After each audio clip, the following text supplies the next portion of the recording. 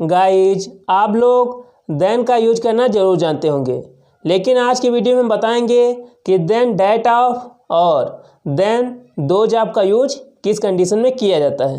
Then का use किन्हीं दो चीज़ों की तुलना करने के लिए किया जाता है, जैसे मेरी कार मेरे दोस्त की कार से ज़्यादा अच्छी है।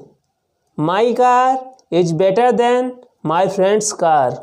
यहाँ पर एक कार की तुलना दूसरी कार से की जाती है, लेकिन अगर यहाँ पर होता मेरी कार की स्टीयरिंग मेरे दोस्त की कार की स्टीयरिंग से ज़्यादा छोटी है, तो अगर आप इस सेंटेंस को देन के यूज से बनाते तो यह गलत हो जाता। जैसे the steering of my car is smaller than my friend's car. इसका मतलब हुआ कि मेरी कार की स्टीयरिंग मेरे दोस्त की कार से छोटी है, लेकिन हमें तुलना करना था दोनों कारों की स्टीयरिंग से।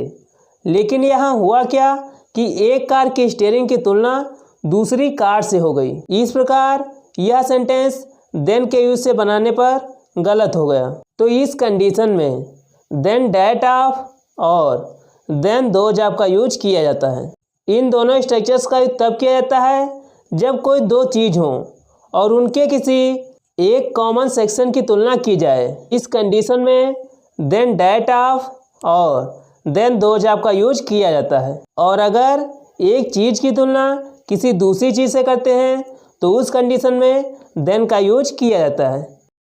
तो अब देन डेट ऑफ स्ट्रक्चर से सेंटेंस बनाने का रूल देखते हैं, जो कि है सबसे पहले आप लिखेंगे द, उसके बाद किसी चीज़ के जिस सेक्शन की बात हो रही है उसे लिखेंगे और उसकी सिंगुलर फॉर्म लिखेंगे। उसके बाद ऑफ लगाएंगे और फिर पहला वाला ऑब्जेक्ट लिखेंगे। फिर अगर सेंटेंस प्रेजेंट टेंस में है तो इज लगाएंगे और अगर पास्ट टेंस में है तो वाज लगाएंगे। उसके बाद एडजेक्टिव लिखेंगे।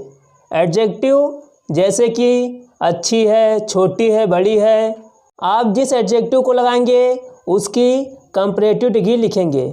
जैसे अगर अच्छी होगी तो बेटर हो जाएगा, अगर छोटी होगी तो स्मॉलर हो जाएगा। इसी प्रकार आपको एडजेक्टिव की कंपैरेटिव डिग्री लिखनी है। फिर उसके बाद देन डेट ऑफ लगाएंगे और फिर दूसरा वाला ऑब्जेक्ट लिखेंगे। अब कुछ एग्जांपल देखते हैं जिससे कि यह स्ट्रक्चर अच्छे से समझ में आ जाए।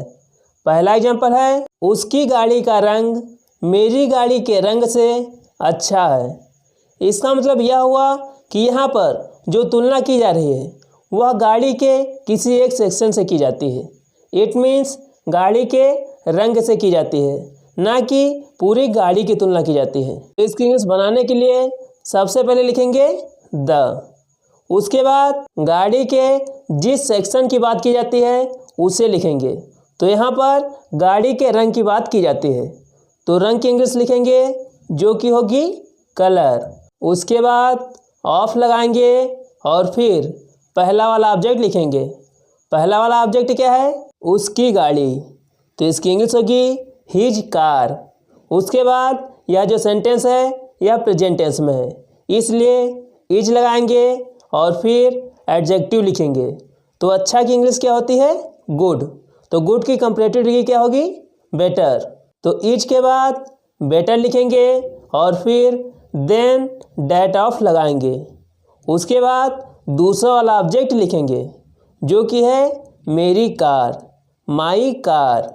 The colour of his car is better than that of my car. Structure थोड़ा सा बड़ा है, लेकिन अगर आप इस वीडियो को पूरा देख लेंगे तो आपको यह स्ट्रक्चर अच्छे से समझ में आ जाएगा। अगला एग्जाम्पल है, तुम्हारी कुर्सी का रंग मेरी कुर्सी के रंग से अच्छा है। तो इसकी इंग्लिश होगी the colour of your chair is better than that of my chair. The colour of your chair is better than that of my chair.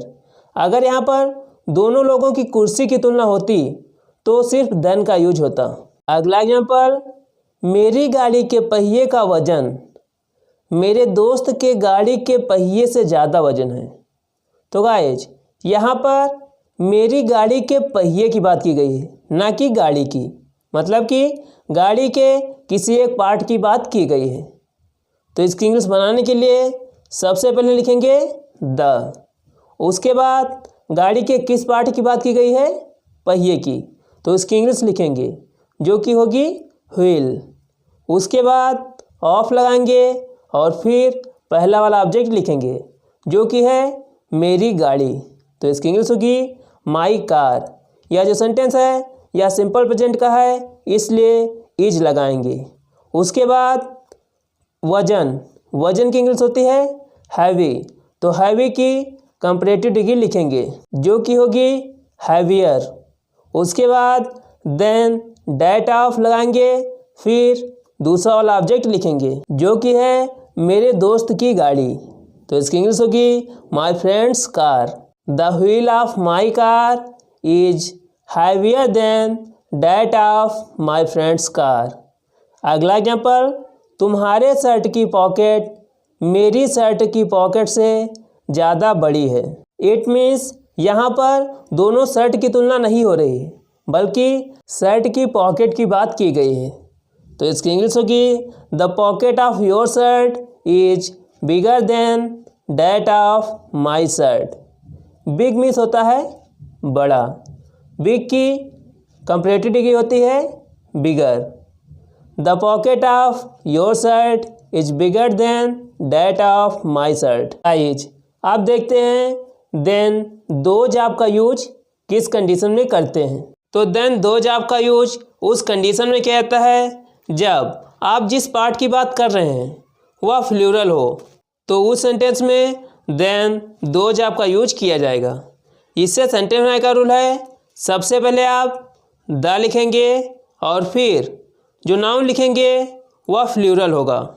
उसके बाद ऑफ लगाएंगे और फिर पहला वाला ऑब्जेक्ट लिखेंगे।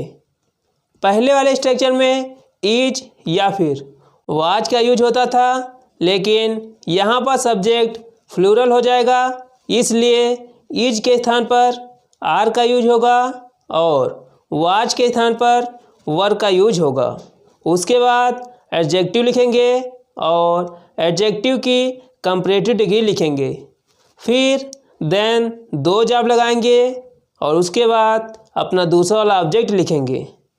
आप कुछ एग्जांपल देखते हैं जिससे कि यह स्ट्रक्चर अच्छे से समझ में आ जाए। पहला एग्जांपल है, इस क्लास की लड़कियां उस क्लास की लड़कियों से ज़्यादा सुंदर हैं। तो गाइज यहाँ पर जो लड़कियां हैं यह पूरा ग्रुप है, इसलिए यह फ्लूरल होगा और यहाँ पर जो क्लास है वह क्लास के किसी एक सेक्शन, इट मीन्स सिर्फ लड़कियों की बात की जा रही है, इसलिए देन दो जाब का यूज होगा। अगर सिर्फ क्लास की तुलना की जाती तो देन का यूज होता। तो इसकी इंग्लिश होगी सबसे पहले आप लिखेंगे द, उसके बाद लड़कियां, तो इसकी इंग्लिश होगी गर्ल्स। फिर उसके बाद लगाएंगे ऑफ और फिर ऑब्जेक्ट लिखेंगे जो कि है इस क्लास, तो इसकी इंग्लिश होगी दिस क्लास। उसके बाद यह जो सेंटेंस है यह प्रेजेंट टेंस में है, इसलिए आर लगाएंगे और फिर एडजेक्टिव लिखेंगे। एडजेक्टिव क्या है? ब्यूटीफुल, और इसकी कंपैरेटिव डिग्री होगी मोर ब्यूटीफुल। तो उसके बाद मोर ब्यूटीफुल लिखेंगे, फिर देन दो जाफ लगाएंगे और उसके बाद दूसरा वाला ऑब्जेक्ट लिखेंगे जो कि है उस क्लास, तो इसकी इंग्लिश होगी that class. The girls of this class are more beautiful than those of that class. अगला एग्जाम्पल, इस देश के लोग उस देश के लोगों से ज़्यादा स्मार्ट हैं, तो इसकी इंग्लिश होगी the people of this country are smarter than those of that country. The people of this country are smarter than those of that country. अब दो सेंटेंस आपके लिए जिसकी इंग्लिश आपको कमेंट बॉक्स में लिखनी है। पहला है, मेरे घर की विंडो मेरे दोस्त के घर की विंडो से ज़्यादा अच्छी है।